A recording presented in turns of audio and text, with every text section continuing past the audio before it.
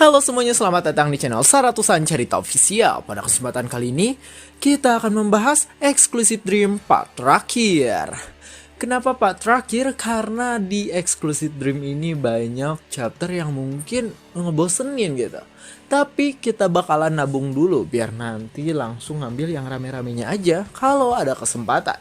Dan ya, tanpa berbasa-basi lagi, mari kita langsung gaskeun pada cerita terakhir dari Exclusive Dream. Cerita dimulai dengan diperlihatkan jalanan yang sedang ramai dikunjungi oleh banyak orang. Di jalan itu terdapat sebuah kedai mie kecil yang bernama 2003. Orang-orang menganggap nama kedai itu aneh, tapi mereka tidak peduli karena hidangan dari kedai itu sangatlah nikmat. Kedai mie 2003 ini memiliki banyak antrian yang panjang karena rasa dari mie yang sangat luar biasa. Ternyata koki dari kedai tersebut adalah Dai, dan di belakangnya terlihat Chensu yang sedang melayani para pelanggannya dengan memberikan semangkuk mie yang telah siap disajikan. Kini Chensu menjalani kehidupan ganda. Di siang hari dia harus pergi bekerja dan terlibat dalam sebuah bisnis besar. Sedangkan di malam hari dia berperan sebagai pemilik sekaligus pelayan dari kedai mie 2003. Kedai kecil itu Chensu buka dengan tabungannya, dan nama 2003 diambil dari nama Jenglot saat berada dalam dunia mimpi kedua. Walaupun kedai itu merupakan bisnis kecil, tapi Chensu dapat memperoleh keuntungan yang cukup bagus. Dia sempat ditawari oleh segendut untuk melakukan streaming bersama mereka, tapi Chensu menolaknya karena dia merasa bahwa dia tak pandai membuat orang lain tertawa. Selain itu, Chensu berkata bahwa dia memaksakan dirinya untuk tampil dan melakukan hal-hal yang tidak sesuai dengan kepribadiannya, sehingga dia merasa sangat lelah. Dia lebih senang menjalankan bisnis kecil dan melihat orang-orang yang memakan mie dari kedainya. Namun tiba-tiba seseorang berteriak dengan sangat keras, "Wah, apa-apaan ini? Kenapa ada lalat di makananku?" Sontak Dai dan para pelanggan lainnya langsung menolehkan pandangan mereka karena orang itu berkata, "Siapa bosnya?" Chensu dengan sangat percaya diri menghampiri orang itu dan mengatakan bahwa dirinya adalah pemilik dari kedai mie tersebut. Orang itu mulai mengoceh pada Chensu dengan berkata, "Apa-apaan ini? Kedaimu tak higienis. Bagaimana bisa kau menyajikan makanan yang ada lalatnya pada para pelangganmu?" Chensu meladeni orang tersebut untuk menenangkan suasana sambil berusaha memberikan layanan yang terbaik dengan berkata bahwa orang itu tak perlu membayar mie-nya dan dia akan mengganti dengan mie yang baru. Tapi orang itu masih mengoceh dengan wajah yang songong. Hanya menggantinya? Lalu apa yang harus kulakukan kalau perutku rusak, hah? Kau harus membayar kerugian mentalku. Kemudian tiba-tiba ada orang lainnya yang berkata dengan sangat keras, "Terakhir kali aku makan mie di sini, aku sempat mengalami diare sampai aku kesulitan mengurus pencernaanku. Aku tak tahu apa yang kau masukkan ke dalam mie itu." Karena melihat hal itu, Chensu mulai sadar bahwa kedua orang tersebut sengaja datang untuk membuat masalah di kedainya. Akibat dari perkataan kedua orang tersebut, para pelanggan lainnya mulai meragukan makanan yang ada di depan mereka. Lalu kedua orang itu kembali mengatakan bahwa mungkin saja Chensu memasukkan semacam bahan kimia untuk menarik pelanggan hingga kedainya bisa ramai. Karena mendengar ucapan itu, Dai langsung menggeprak meja dan berkata dengan nada yang keras, "Hoi kampret, apa-apaan omong kosongmu itu? Aku menjalankan bisnis ini dengan jujur." Terlihat orang-orang yang meragukan kebersihan dari makanan di kedai Chensu mulai pergi meninggalkan kedainya. Chensu sudah sangat tertekan dan dia kebingungan dengan apa yang harus dilakukannya untuk mengatasi masalah tersebut. Namun kemudian seorang wanita dengan tudung berwarna oranye berkata, "Kalian sengaja memasukkan lalat itu ke dalam makanan kalian sendiri." Spontan orang yang memprotes Chensu sangat terkejut karena tiba-tiba ada seseorang yang menyalahkan mereka. Wanita itu berkata bahwa dirinya memiliki bukti kuat berupa video saat mereka memasukkan lalat ke dalam makanannya sendiri.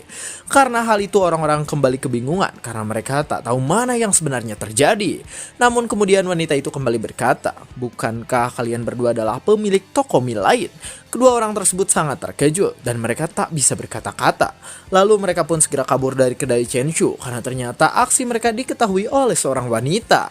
Dai mencoba mengejar mereka sambil membawa pentungan dan dia berkata, "Woi dasar bajingan, jangan coba-coba lari setelah kalian memfitnahku." Di sisi lain, Chensu sedang berterima kasih pada wanita yang telah menyelamatkan bisnisnya. Namun wanita itu terlihat tidak menghiraukannya. Chensu berusaha menyenangkan wanita itu dengan berkata, "Untuk rasa terima kasihku, kau bisa datang ke sini kapanpun dan makan mie secara gratis." Setelah itu akhirnya wanita itu pun berkata, "Kau harus melakukan semua yang aku inginkan." Beberapa saat kemudian jalanan itu telah sepi karena hari sudah semakin malam. Namun Dai dan Chensu di sana tampak kebingungan kebingungan karena ternyata wanita bertudung tadi masih duduk di kedainya sambil terus melihat ke arah Chen Shu. Lalu Dai memikirkan sesuatu yang gila dan dia berusaha untuk menasihati Chen Shu agar dia tak macam-macam dengan seorang gadis kecil. Chen Shu berusaha menenangkannya dengan berkata bahwa dirinya tak tertarik pada gadis kecil.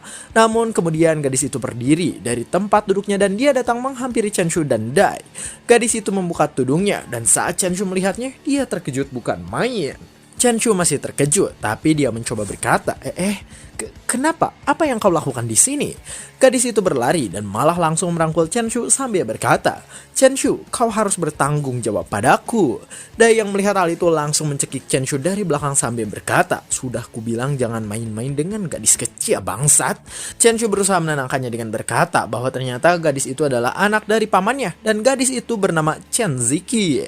Dia adalah siswi SMP dan mungkin sedang dalam masa pemberontakan. Ziki menjelaskan keadaannya pada Chen Shu dan dia mengatakan bahwa dirinya kabur dari rumah karena tidak suka pada ayahnya. Chen Shu tahu bahwa pamannya itu adalah orang yang rajin dan baik. Pamannya selalu membantunya saat dia kesusahan. Tapi Ziki mengatakan bahwa ayahnya itu berhubungan dengan seorang wanita tanpa sepengetahuan dirinya. Chen Shu kembali terkejut karena mendengar hal itu. Tapi Chen Shu berusaha menenangkan Ziki dengan berkata bahwa ayahnya itu telah lama bercerai dan itu sangat normal bagi seorang pria. Tapi Ziki sangat keras kepala dan dia malah berkata, jika ayahku tak putus dengan wanita itu, aku tidak akan pulang selama 1 hari. Chen Shu menanggapinya dengan berkata, tunggu, jika kau tidak pulang, kau mau tinggal di mana? Dengan polosnya Ziki berkata bahwa dirinya akan tinggal di rumah Chen Shu. Keesokan harinya di apartemen Chen Shu terlihat Ziki yang tampak sedang berada di dalam kamar mandi sambil berkata, Chen Shu, jangan! Tapi di luar kamar mandi itu ternyata Chen Shu sedang menggedor-gedor pintu kamar mandi sambil berkata, ayolah Ziki, kau sudah berada di kamar mandi selama 2 jam. Aku sudah tidak tahan lagi, cepatlah keluar dari sana. Semenjak Ziki tinggal bersamanya, kehidupan Chen Shu berubah drastis. Terlihat Chen Shu sedang menjemur pakaian di balkon apartemennya. Lalu dia mengambil kembali sesuatu dari ember dan ternyata itu adalah kancut Ziki. Ziki yang melihatnya langsung berteriak dan berkata pada Chen Shu, dasar cabul. Lalu beberapa saat kemudian Ziki sedang asik memainkan ponsel di kamarnya. Lalu Chen Shu datang memarahinya dengan berkata, apa kau tidak akan pergi ke sekolah? Tapi Ziki menjawab bahwa dirinya sedang sakit, namun sebenarnya dia hanya malas untuk pergi sekolah. Chen Shu sangat geram karena melihat tingkah laku Ziki yang selalu merepotkannya. Tapi akhirnya dia menelpon pihak sekolah memberitahukan bahwa Ziki sedang sakit. Sedangkan Ziki di sana malah tertawa dengan sangat puas karena dia berhasil mengelabui Chen Shu.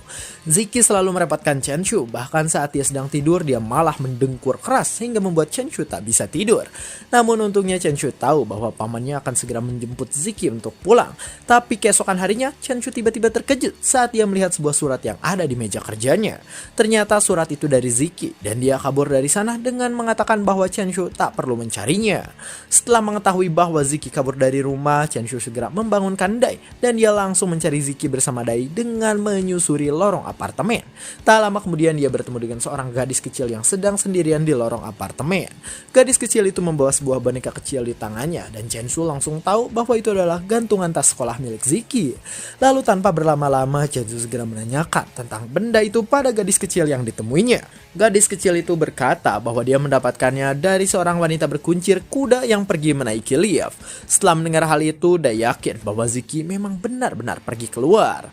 Mereka mencoba mencari Ziki ke berbagai tempat dari sekolahnya sampai ke kafe dan taman terdekat.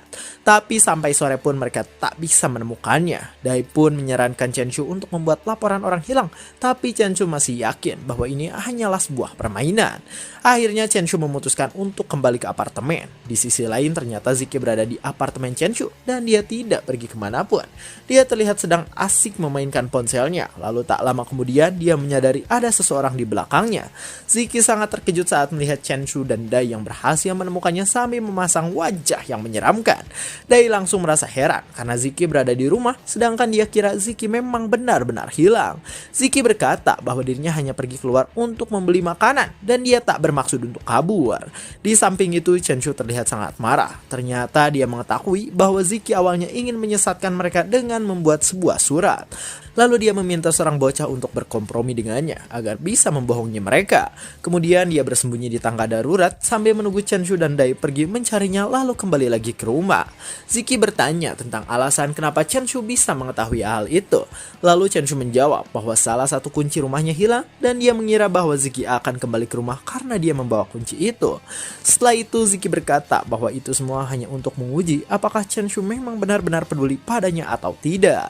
Ziki sangat tidak ingin pulang ke rumahnya karena ayahnya sekarang sudah tidak peduli padanya dan lebih mementingkan wanita lain. Setelah mendengar ocehannya, Chen Shu mencoba menenangkannya dengan berkata, "Maaf, aku tak bisa mengganggu kehidupan pribadi ayahmu dan kau harus tetap pulang. Tapi kau bisa datang ke rumahku kapanpun kau mau. Rumahku adalah rumahmu juga." Setelah mendengar itu, Ziki mulai tenang dan bahkan dia merasa senang karena ternyata Chen Shu benar-benar peduli padanya. Beberapa waktu kemudian Chen Shu telah kembali menjalankan kedainya. Masih seperti biasa, kedainya sangat ramai dan terlihat banyak sekali antrian yang datang ke kedai mie 2003. Tapi belakangan ini Chen Shu sering melihat para pelanggan wanita yang membawa cangkir teh susu sambil memakan mie dari kedainya. Karena hal itu Chen Shu mencoba berdiskusi dengan Dai untuk membuat sebuah produk minuman sebagai hidangan pelengkap untuk para pelanggan. Dai masih ragu dengan kemampuannya karena dia belum pernah sama sekali membuat teh susu, tapi Chen Shu meminta untuk mencoba membuatnya. Akhirnya mereka pun berhasil membuat menu baru berupa minuman. Chen Shu membuat promosi untuk mengenalkan produk barunya dan dia mencoba mencari tahu tentang pendapat para pelanggan mengenai minuman tersebut. Lalu tak lama kemudian terlihat sebuah mobil yang datang ke kedai mie 2003. Mobil itu sangat bagus dan terlihat sangat mahal sampai para pelanggan yang lainnya terkagum-kagum dengan mobil itu. Dai berbisik pada Chen Shu bahwa mobil itu akhir-akhir ini sering datang dan bahkan ini adalah ketiga kalinya. Setelah mendengar hal itu, Chen Shu berpikir bahwa mungkin saja orang yang ada dalam mobil itu adalah pelanggan tetapnya. Dia memberanikan diri untuk mengetuk kaca mobil tersebut dan kemudian kacanya terbuka. Chen Shu menyapa orang yang ada di dalam mobil itu dan dia menawarkan produk minumannya sebagai promosi untuk mendengar pendapat orang itu. Namun orang itu berkata, "Kami sedang buru-buru karena harus pergi ke tempat berikutnya untuk menghadiri rapat." Karena hal itu Chen Shu merasa tidak enak dan dia langsung meminta maaf karena telah mengganggu waktunya. Tapi kemudian seseorang lainnya yang berada dalam mobil itu berkata, "Tidak apa-apa, masih ada waktu sejenak. Kebetulan aku juga haus." Chen Shu langsung terkejut dan dia segera menolehkan pandangannya. Saat kaca belakang mobil itu terbuka perlahan, Chen Shu sangat terkejut karena dia tak menyangka ternyata orang yang ada dalam mobil itu adalah Yang Jin Xia. Xia tersenyum sangat cantik dari dalam mobil itu dan lagi-lagi mata Chen Shu tak bisa lepas dari tubuhnya yang aduhai. Xia dari dalam mobil itu meminta Chen Shu untuk memberikan minumannya dan Chen Shu segera memberikan minuman itu kepadanya. Saat memberikan minumannya secara tak sengaja tangan mereka bersentuhan, Chen Shu terkagum-kagum karena tangan Xia begitu sangat lembut. Kemudian Xia mengedipkan matanya dan berterima kasih pada Chen Shu karena telah memberikan minumannya. Dia mulai meminum minuman itu dan setelahnya dia berkata, rasanya sangat enak. Air jelly dan aromanya sangat manis, tapi air yang satunya ini terlalu manis. Aku tak terlalu suka gula karena tidak baik untuk tubuhku. Saat melihat Xiao yang tersenyum sambil meminum minuman itu, supirnya sangat terkejut dan dia bergumam, wah, apa-apaan ini? Nona Xiao yang tak pernah memperlihatkan sosok itu hanya karena sebuah minuman? Apa minuman itu beralkohol? Wajahnya jadi merah setelah meminum minuman itu. Tapi terlepas dari itu, dia langsung memperingatkan Xia bahwa waktu pertemuannya akan segera dimulai. Setelah itu Chen Shu sangat berterima kasih karena dia telah mendapat tanggapan dari seseorang yang luar biasa mengenai produk minumannya. Tak lama kemudian Xia pun pergi bersama supirnya menuju tempat pertemuan yang akan mereka hadiri. Di tengah perjalanannya Xia tersenyum dan bahkan dia tak bisa menahan tawanya sendiri. Karena mengetahui Xia sangat senang, supirnya menangis terharu sebab biasanya Xia selalu terlihat serius dan sekarang dia malah terlihat sangat senang setelah bertemu dengan seorang pria pemilik kedai di pinggir jalan.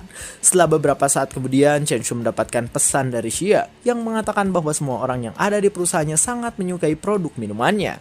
Chen Shu berterima kasih pada Xia karena telah memberikan pendapatnya. Lalu setelah itu Xia berencana untuk datang ke kedai Chen Shu untuk makan mie dan dia mencoba menggoda Chen Shu dengan meminta diskon pada saat dia datang ke kedainya.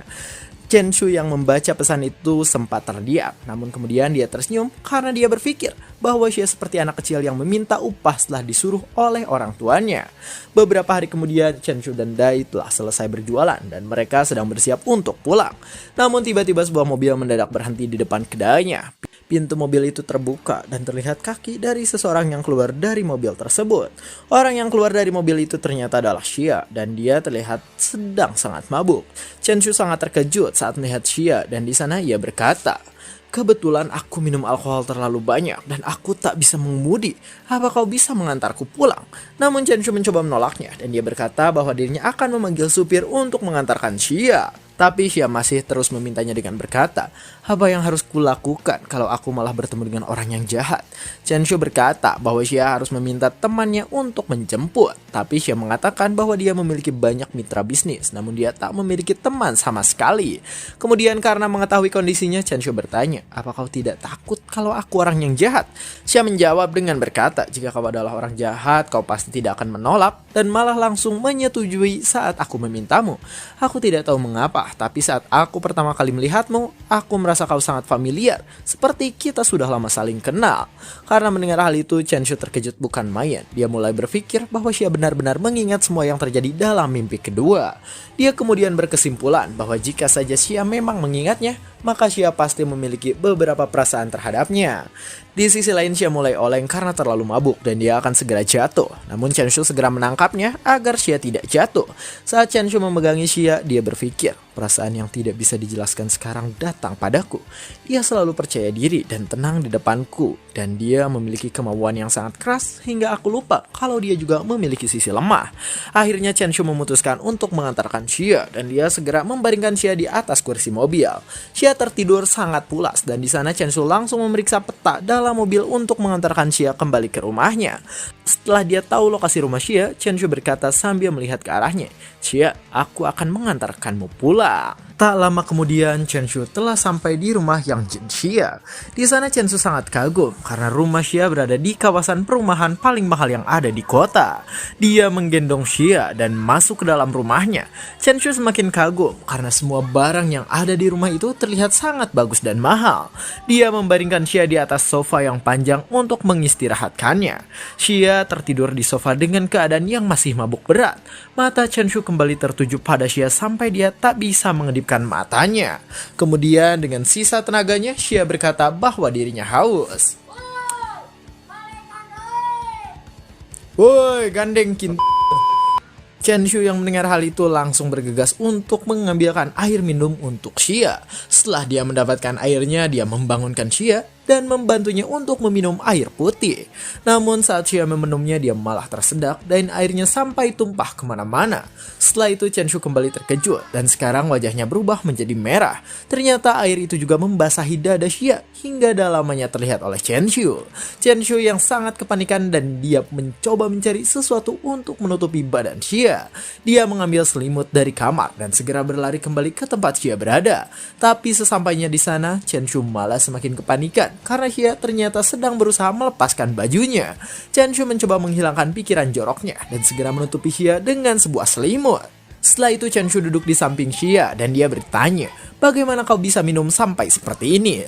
Xia menjawab bahwa dirinya berpartisipasi dalam biro minuman keras dan kliennya terus mengajaknya bersulang. Xia tak bisa menolak ajakan bersulang itu hingga dia mabuk berat. Chen Shu heran dan dia bertanya kembali, "Kenapa seperti itu? Bukankah kau adalah bosnya?" Lalu Xia menjawab kembali dengan mengatakan bahwa klien itu sangat penting bagi perusahaan sehingga ia harus menghormatinya. Setelah mendengar jawaban Xia, Chen Shu berpikir bahwa mempertahankan perusahaan adalah sesuatu yang sulit. Kemudian Xia berkata kembali, "Aku menjadi CIO di usia yang sangat muda. Ketika perusahaan sedang dalam krisis, aku harus tetap tenang. Dan ketika perusahaan berjalan lancar, aku juga harus tetap tenang. Tak ada yang bisa aku percaya, semua orang bisa saja mengkhianatiku." Xia mengatakan bahwa dirinya seperti berjalan di atas tali seorang diri. Jika dirinya tak cukup kuat, maka dia akan jatuh ke dalam jurang maut. Setelah itu Chen Shu bergumam dalam hatinya, "Yang Jin Xia, dalam mimpiku selalu tidak terlalu mempercayaiku dan lebih memilih untuk melakukan semuanya seorang diri. Sekarang aku mengerti dengan kondisi dirinya." Xia sudah bangun dari tidurnya lalu dia berkata, "Chen Shu, maaf. aku tidak terlalu baik kepadamu saat itu. Sontak Chen Shu terkejut karena dia kira Xia berbicara tentang kehidupannya saat dalam mimpi. Kedua seolah dia mengingat semua yang terjadi di sana. Xia mencoba meraih Chen Shu, sedangkan wajah Chen Shu di sana terlihat memerah karena berpikir kotor. Tapi ternyata Xia hanya ingin muntah dan dia meminta Chen Shu untuk membantunya. Beberapa saat kemudian setelah muntah, Xia langsung tidur. Padahal sebenarnya Chen Shu ingin berbicara dengannya dan menanyakan tentang apakah Xia mengingat semua yang terjadi dalam mimpi. Namun dia tak bisa menanyakannya. Kemudian keesokan harinya Chen Shu mencoba berbagai cara untuk bisa bertemu dengan Xia. Namun Xia menjawab bahwa saat itu dirinya sedang mabuk dan dia tak mengingat apapun. Chen Shu masih berpikir orang yang masuk ke dalam mimpi adalah Yang Jin Xia yang nyata atau hanya salinannya. Tapi saat ini dia sedang dalam situasi yang merepotkan karena dia menemani Xia bertemu dengan seorang pria lainnya. Pria itu tampak sangat rapi. Dia memakai jas, jam tangan, bahkan sepatu yang sangat mahal. Chen Shu merasa insecure saat melihat pria itu karena dia menemani wanita cantik seperti Xia. Kemudian Xia memperkenalkan pria itu dan namanya adalah Zhang Shaolin. Dia adalah putra tertua dari klien pentingnya. Xia juga memperkenalkan Chen Shu dan sangat mengejutkan. Xia memperkenalkan Chen Shu sebagai pacarnya. Chen Shu mencoba menyapa pria itu dengan ramah, namun pria itu berkata, "Xia, kenapa kau tak pernah bilang kalau kau punya pacar?" Xia tidak menjawab pertanyaan itu dan dia mengatakan bahwa soal itu adalah urusan pribadinya dan tak perlu mengatakannya pada orang lain.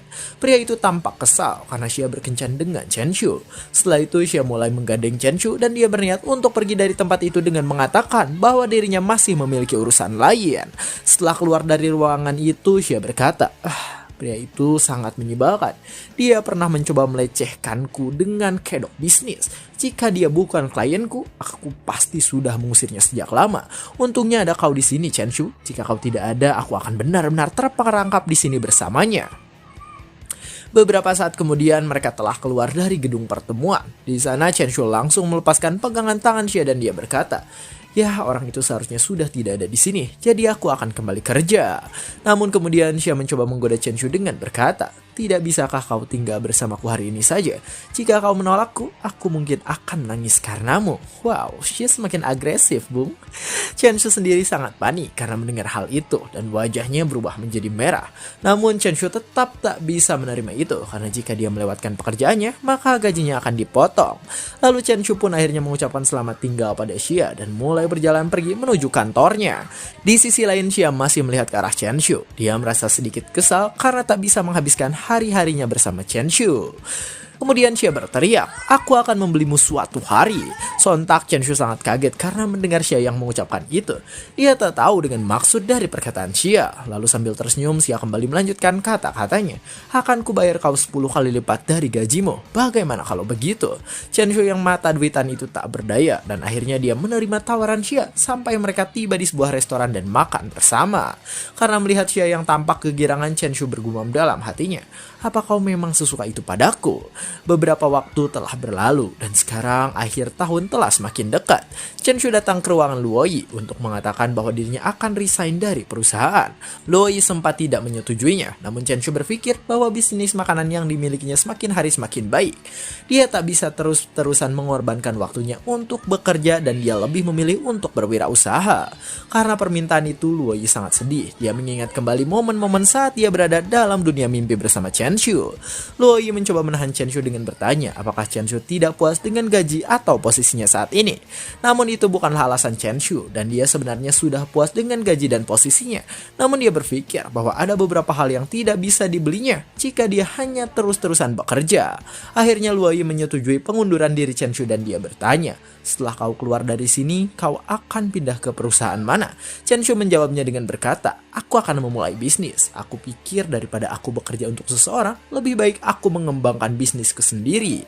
Dalam benaknya Chen Shu berpikir bahwa walaupun dia telah melalui mimpi dengan Luoyi dan Xia, tetap saja dia tak akan bisa mengejar mereka karena terdapat kesenjangan yang luar biasa di antara dirinya dan mereka. Saat Chen Shu pergi makan bersama Xia beberapa waktu lalu, dia bertanya pada Xia, "Kau adalah wanita yang sangat cantik. Pasti ada banyak sekali pria yang mencoba mendekatimu. Tapi kenapa kau mengajakku makan malam bersamamu?" Saat itu Xia meraih tangan Chen Shu sambil berkata, "Chen Shu, kau harus lebih percaya pada dirimu. Jika kau tak bisa percaya pada dirimu, setidaknya kau harus percaya pada fisikku. Aku yakin kau adalah orang yang baik. Luoyi tampak terdiam saat Chen Shu mengatakan alasan permintaan pengunduran dirinya. Karena melihat itu, Chen Shu berpikir, apakah Luoyi berpikir aku ini aneh? Apa mungkin aneh jika aku memulai bisnis dan membicarakannya? Namun setelah itu Luoyi memanggil Chen Shu dan dia berkata, jika kau memilih untuk memulai bisnis, maka lakukanlah yang terbaik dengan bertekad bahwa kau akan berhasil. Karena mendengar ucapan Luoyi, Chen Shu sampai melongo dan tidak bisa mengucapkan apapun. Namun kemudian dia berterima kasih pada Luoyi dan mengepalkan tangannya sebagai penegasan bahwa dia akan bertekad untuk berhasil sampai bisa bersaing dengan Luoyi dan Xia dalam status sosial. Keesokan harinya bisnis toko mie Chen Shui akan pindah dari yang asalnya di pinggir jalan ke lantai 1 dari sebuah mall dan akan segera buka dalam waktu yang dekat. Dai Zixin dan teman-temannya datang ke toko baru Chen Shui untuk mengucapkan selamat dan mereka memperlihatkan ulasan-ulasan bagus di internet mengenai mie buatan dari toko Chen Shui. Zixin menunjukkan bahwa banyak sekali komentar yang bagus tentang toko mie 2003 dan si gendut di sana meminta Chen Shui agar tidak melupakannya saat Chen Shui telah sukses. Chen Shui mengatakan bahwa itu semua adalah hasil kerja keras dari kokinya Dai, dan sebaliknya Dai juga memuji Chen Shu yang bersedia merekrutnya walaupun dirinya adalah seorang mantan kriminal. Namun kemudian tiba-tiba banyak sekali ulasan negatif yang baru muncul. Dalam ulasan itu disebarkan masa lalu Dai yang seorang kriminal dan mengajak orang lain untuk tidak makan di kedai mie 2003 milik Chen Shu. Bahkan muncul juga ulasan yang mengklaim bahwa mie dari toko Chen Shu membuat mereka sakit dan diare selama berminggu-minggu. Dai yang melihat hal itu tampak sangat khawatir karena gara-gara masa lalunya toko mie Chen Shu mendapat ulasan buruk. Di sisi lain, Zixin segera menarik Chen Shu ke suatu tempat untuk mengajaknya berbicara. Di sana Zixin berkata, apa kokimu benar-benar melakukan kejahatan sebelumnya? Chen Shu menjawab pertanyaan itu hanya dengan menganggukkan kepala. Lalu kemudian Zixin kembali berkata, reputasi tokomu langsung rusak, bahkan sebelum buka loh.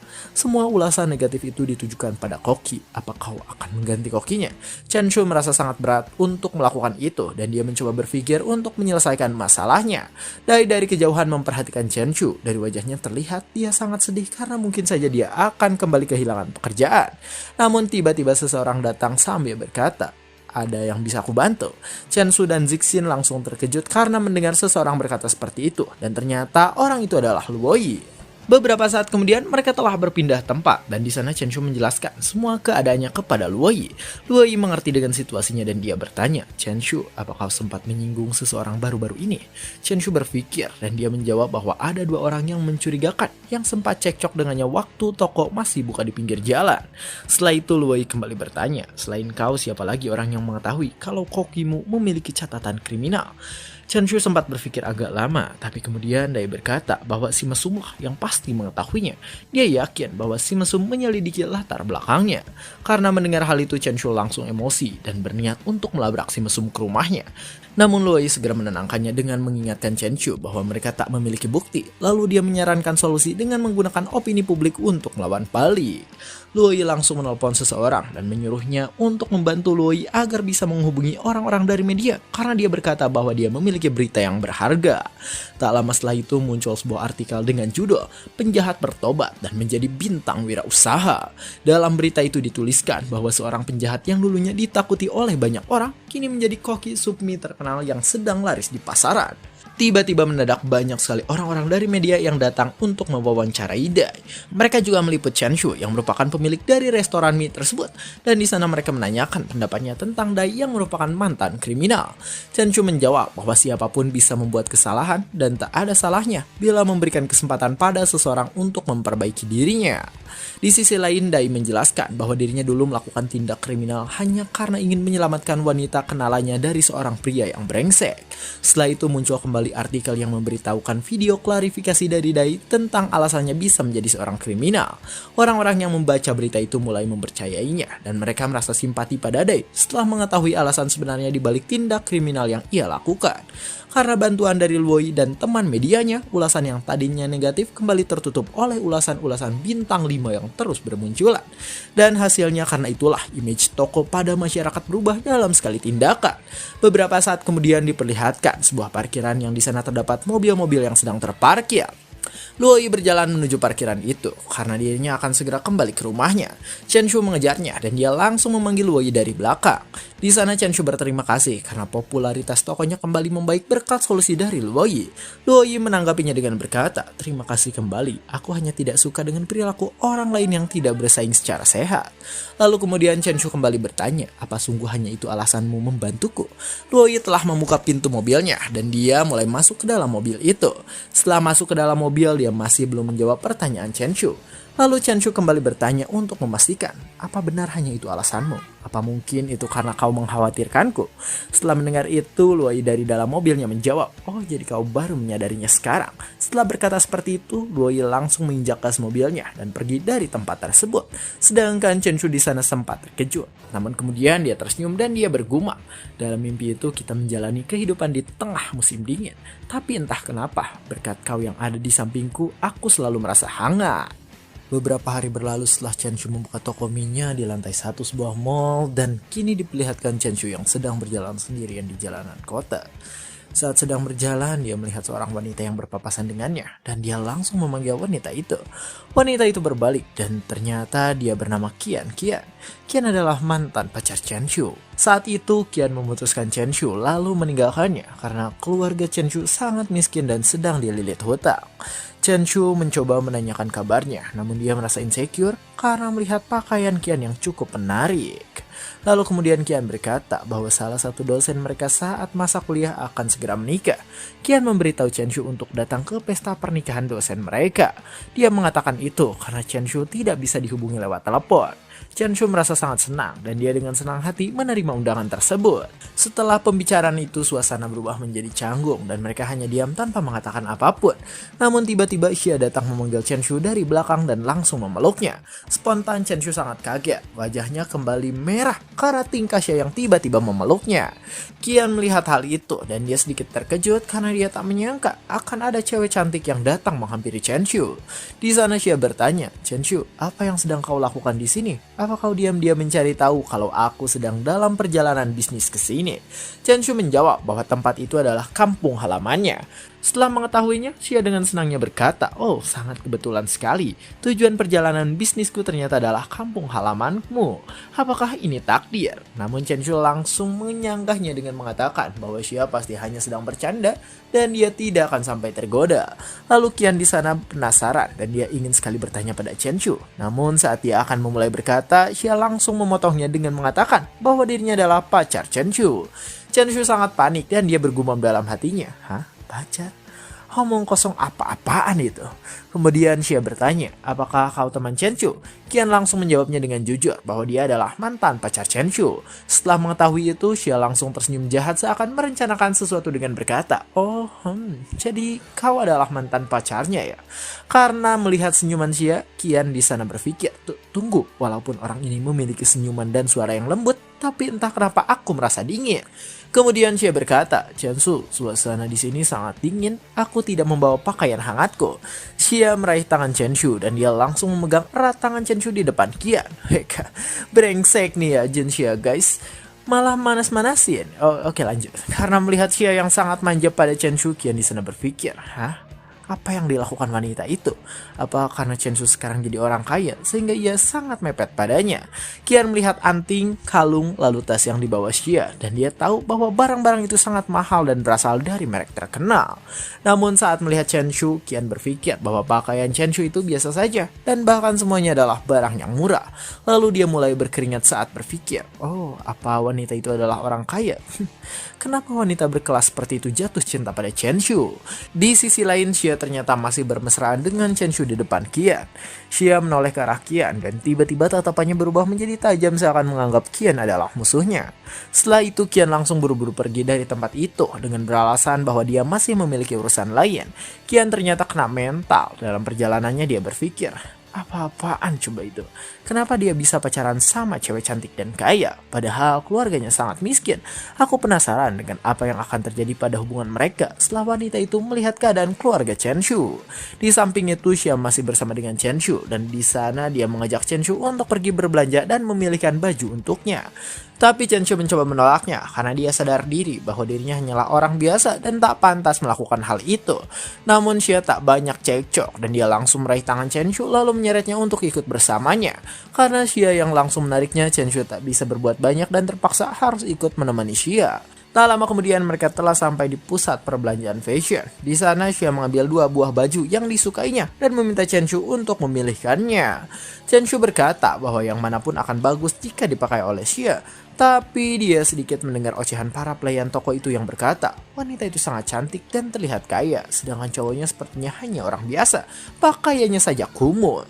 Chen Shu merasa insecure karena mendengar hal itu. Sambil berpura-pura sibuk memainkan ponselnya, dia bergumam, mungkin semua orang di sekitarku akan berpikir kalau aku hanya anak kecil yang sedang dibawa jalan-jalan. Xia dengan senyumannya berniat untuk mencoba baju yang telah dipilihkan Chen Shu dan dia mulai masuk ke ruang ganti pakaian. Di sisi lain ternyata Chen Shu sedang mencari nomor dosennya dan dia berhasil menemukan kontaknya. Setelah itu Chen Shu langsung menelpon dosennya dan dia mengatakan bahwa dirinya akan hadir ke pesta pernikahan.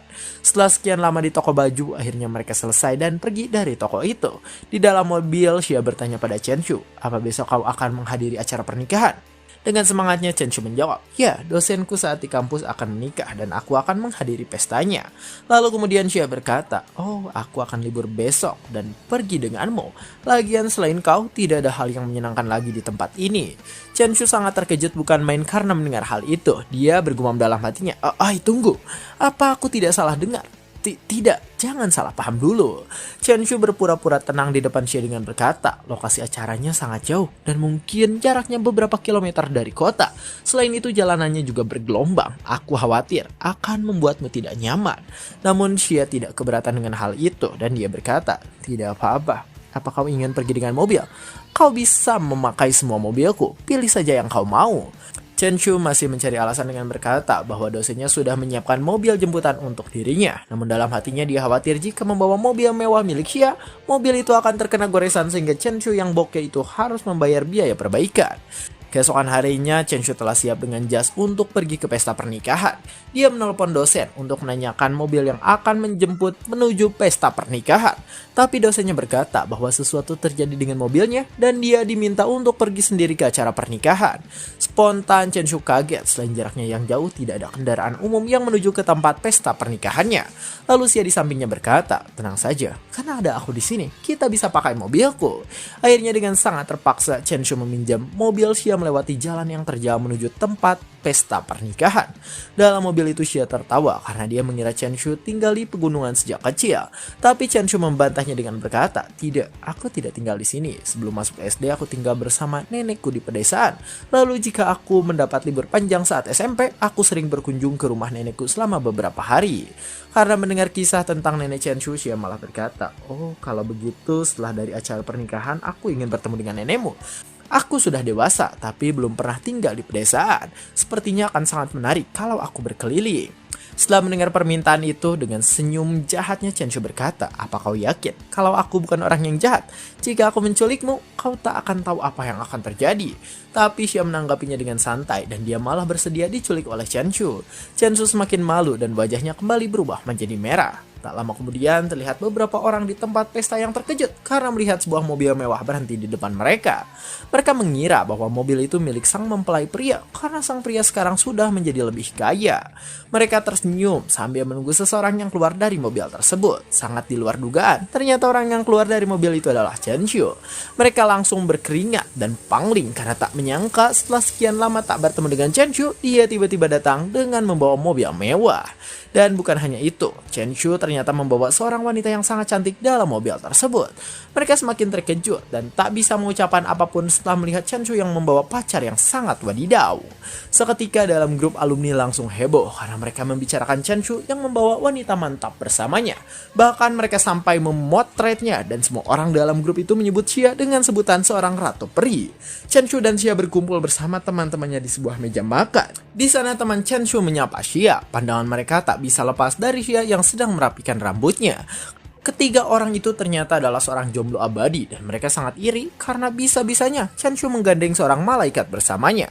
Walah siapa di sini yang sama kayak mereka jomblo abadi? Coba Chung Hen angkat tangan guys. Coba pasukan jomblo dipersilakan di kolom komentar. Oke lanjut, dan tak lama kemudian akhirnya sang pengantin keluar. Mereka tampak bahagia setelah menjalankan pesta pernikahan. Karena melihat pengantin wanitanya, Xia dengan iseng berkata, "Aku tidak mengerti. Selera Chenshu sangat tinggi. Aku sudah lama mengejarnya, tapi dia tidak pernah tergoda sama sekali." Chenshu mulai panik saat Xia mengucapkan kata-kata itu. Bahkan teman-temannya juga sangat tidak menyangkanya. Mereka terlihat seolah membentuk sebuah aliansi dan menjadikan Chenshu sebagai target pemusnahannya. Chenshu mencoba untuk menenangkan teman-temannya, tapi mereka sudah sangat jengkel pada Chenshu yang mengabaikan cewek secantik Xia. Tapi kemudian Xia tertawa kecil dan berkata, "Aku bercanda. Apa kalian menganggap itu serius?" Seketika wajah merah dari teman-teman Chenshu menghilang setelah mereka mendengar Xia mengucapkan hal itu. Lalu salah satu dari mereka menanyakan tentang bagaimana Xia dan Chenshu bisa saling mengenal. Xia menjawabnya dengan berkata, "Banyak pria yang sering mendekatiku, tapi aku tak pernah menghiraukan mereka. Namun untuk beberapa alasan, Chenshu membuatku merasa sangat spesial, seperti kami memang sudah lama saling kenal." Orang-orang itu semakin kagum setelah mendengar cerita singkat dari Xia, sedangkan Chenshu di sana tersenyum sambil bergumam. Ternyata membuat seseorang iri juga bukan hal yang buruk. Beberapa saat kemudian pestanya telah selesai dan Chenshu telah pergi dari pesta itu di malam hari. Orang yang menyetir mobilnya adalah Xia dan di sana tampak Chenshu yang sedang tidur di sampingnya. Chenshu sempat mengigau saat tertidur karena mabuk dengan berkata bahwa dia tak pernah mengunjungi neneknya lagi dalam waktu yang sangat lama. Xia berniat untuk pergi ke rumah nenek Chenshu setelah dia mengetahui rumahnya dari Chenshu. Lalu mereka pun akhirnya sampai di sebuah rumah. Di sana Xia membantu Chenshu untuk berjalan karena Chenshu sudah sangat mabuk berat. Kemudian keluar seorang wanita tua yang berkata, "Oh, kenapa kau tidak memberitahuku kalau kau akan datang? Lalu ini siapa?" Chenshu menjawab dengan setengah sadar bahwa itu adalah temannya yang bernama Xia. Si nenek mempersilahkan mereka untuk masuk dan Chenshu langsung tertidur setelah dia mabuk berat. Sementara itu Xia dan si nenek berbincang untuk waktu yang lama. Xia meminum teh buatan si nenek dan memujinya karena rasa teh itu sangat nikmat. Keesokan harinya Chenshu telah bangun dan di sana dia merasa sedikit pusing. Lalu Xia datang menghampirinya sambil membawa segelas teh untuk menghilangkan rasa mabuk Chenshu. Chenshu sangat terkejut karena dia tidak sadar telah membawa Xia sampai ke rumah neneknya. Seseorang menepuk pundaknya dan di sana Chenshu semakin terkejut karena bibinya juga ada di sana.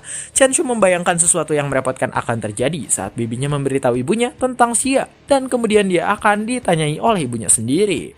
Setelah itu mereka makan dan minum-minum. Xia terlihat sangat senang menikmati makanan dari pedesaan. Namun saking senangnya kini giliran dia yang mabuk dan Chenshu menggendongnya menuju kamar. Setelah sampai di kamar, Chenshu menidurkan Xia di atas ranjang dan di sana bibinya berkata sambil tersenyum menyeringai, "Kau harus memperlakukannya dengan baik, Chenshu." Lalu mereka pun menutup pintu kamarnya dan meninggalkan Chenshu bersama Xia. Setelah itu Chenshu juga berniat pergi dari kamar itu, tapi Xia malah menahan Chenshu lalu berkata, "Jangan pergi, di sini gelap. Tolong bicaralah padaku. Berjanjilah kalau kau akan terus bersamaku. Aku pernah punya mimpi. Dalam mimpi itu aku bersama seorang pria yang selalu menyelamatkanku, tapi aku tak pernah melakukan apapun untuknya." Lalu Xia bertanya, "Restoran 2003, nama 2003 itu memiliki arti khusus, bukan?" Chenshu kembali terkejut setelah mendengar pertanyaan Xia. Dia yakin bahwa Xia ini memang benar-benar berada di dalam mimpinya. Namun keesokan harinya tiba-tiba Xia berlari keluar dari kamar itu dan tanpa disangka ternyata dia menangis setelah keluar dari kamar tersebut. Xia berlari pergi dari rumah itu sambil menangis. Ternyata saat dia berada di dalam kamar itu, Chenshu menceritakan bahwa keluarganya sangat miskin dan bahkan keluarganya terlilit hutang yang banyak. Keinginannya sekarang hanya membelikan sebuah rumah yang besar untuk ditempati oleh orang tuanya. Setelah mendengar ceritanya, Xia bertanya, "Jadi kesimpulannya apa kau menolakku dengan halus?" Chenshu dengan berat hati menjawab bahwa dia hanya takut dengan perbedaan status dan keinginan di antara mereka. Setelah itu Xia menangis sangat keras sambil berkata, "Tak bisa kupercaya. Aku telah sampai ke tingkat ini. Sebenarnya apa yang kau pikirkan tentangku?" Setelah itu Xia langsung berlari keluar. Namun karena melihat hal itu, Chenshu juga tidak diam saja. Dia segera berlari keluar untuk mengejar Xia. Chenshu sampai di sebuah hutan bambu dan di sana terlihat Xia yang sedang berdiri sendirian. Xia tahu bahwa Chenshu mengikutinya lalu dia berkata, "Aku adalah seorang wanita dan aku tidak ingin dijadikan cadangan. Aku mengikutimu sampai ke sini. Apa kau masih tak mengerti dengan apa yang kuinginkan? Apa yang kau takutkan? Tak ada yang harus ditakuti, dasar pecundang." Xia di sana masih belum berhenti menangis dan dia kembali berkata, "Sekarang yang harus kau katakan adalah bahwa kau tidak memiliki sedikit pun perasaan padaku. Sudah cukup, aku akan pergi sekarang." Namun kemudian Chenshu memeluknya dengan sangat erat. Xia mencoba lepas dari Chenshu dengan berkata, "Jangan sentuh aku, bajingan." Tapi Chen Shu tak melepaskannya dan di sana ia langsung meminta maaf. Chen Shu juga berkata, "Aku tak akan memintamu memaafkanku, tapi untuk sekarang apa yang ingin kau dengar?" Tiba-tiba Xia memukul Chen Shu dan berkata, "Pelukanmu terlalu erat, aku hampir kehabisan nafas." Chen Shu baru sadar dan dia langsung melepaskan Xia. Kemudian Xia berkata, "Maukah kau tinggal bersamaku selamanya? Apa kau bersedia mengikutiku kemanapun? Apa kau menyukaiku?" Chen Shu menyanggupi semua itu dan Xia langsung tersenyum lalu kembali memeluk Chen Shu dengan mengatakan bahwa dirinya tidak akan melupakan semua yang terjadi di hari itu. Setelah beberapa waktu tinggal di rumah neneknya, Chen Shu akhirnya kembali ke kota. Sesampainya di kota, dia langsung pergi ke salon untuk merapihkan rambutnya. Selain itu, dia juga pergi ke toko baju untuk membeli pakaian baru agar terlihat pantas saat pergi bersama Xia. Terakhir, dia pergi ke toko perhiasan dan membeli sesuatu sebagai hadiah untuk Xia. Setelah itu, dia sampai di sebuah villa dan di sana Chen Shu langsung menelepon Xia untuk memberitahu bahwa dia telah sampai. Chen Shu berpikir bahwa selama dalam perjalanan bisnis, Xia pasti akan menginap di hotel, tapi ternyata dia malah menyewa villa. Tak lama kemudian Xia keluar menyambut Chen Shu dan tanpa basa-basi, dia langsung mengajak Chen Shu untuk masuk ke dalam villa tersebut. Setelah masuk ke dalam villa itu, Xia melepas jaketnya dan dia juga meminta Chen Shu untuk melepaskan jaket karena AC di sana memiliki sistem pemanas. Mata Chen Shu kembali jelalatan, tak bisa berpaling dari Xia yang hanya menggunakan t-shirt. Xia mencoba mencari makanan dengan membuka kulkas dan dia berniat memasak makanan untuk Chen Shu. Tapi Chen Shu kemudian mengajaknya memasak bersama dan akhirnya mereka pun melakukannya. Setelah selesai memasak, mereka berdua pun duduk di meja makan dengan saling berhadapan. Di sana Chen Shu mengeluarkan perhiasan yang telah dibelinya lalu memberikannya kepada Xia. Ternyata itu adalah sebuah kalung emas. Xia terlihat sangat senang dan dia menyukai kalung tersebut. Kemudian dia meminta Chen Shu untuk memakaikan kalung padanya. Setelah itu Xia melakukan hal yang tidak terduga pada Chen Shu dan di sana Chen Shu sangat kaget sampai wajahnya kembali memerah. Xia merasa sangat senang dan dia berkata, "Tidak peduli apapun yang akan terjadi di masa depan, aku akan mengingat hari ini." Mereka melanjutkan perbincangan sambil meminum jus hingga tengah malam. Karena sudah terlalu larut malam, Chen Shu berkata bahwa dirinya tidak akan pulang hari ini. Xia langsung menerimanya dan dia mempersilahkan Chen Shu untuk menginap. Setelah selesai makan, Chen Shu pergi ke kamar mandi dan di sana dia berkata pada Xia untuk mandi bersama. Tapi Xia menolaknya karena dia merasa malu sampai wajahnya berubah menjadi merah. Kemudian tiba-tiba ponsel Xia berdering sangat keras. Xia segera mengambil ponselnya dan mengangkat panggilan tersebut. Saat berbicara dengan seseorang lewat panggilan itu, Xia tampak kesal dan dia seolah sedang memarahi seseorang yang menelponnya. Dari kejauhan, Chen Shu yang telah selesai mandi melihat Xia yang sedang menelpon seseorang. Dia langsung mendatangi Xia dan memeluknya dari belakang sambil bertanya tentang siapa dan untuk keperluan apa seseorang menelponnya. Xia menjawab bahwa itu hanya masalah pekerjaan. Lalu Xia berkata bahwa dirinya akan segera pergi mandi karena Chen Shu telah selesai. Tapi Chen Shu tak melepaskan pelukannya. Dia malah mendorong Xia ke tembok villa. Xia pun di sana malah berkata bahwa dirinya belum membersihkan diri. Tapi Chen Shu sudah di ujung tanduk dan tak bisa menahan hasratnya lagi. Akhirnya mereka pun pergi ke kamar dan sambil terbaring di atas kasur, Xia menjulurkan tangannya lalu berkata, "Kemarilah." Cerita pun bersambung. Cerita pun tamat di end.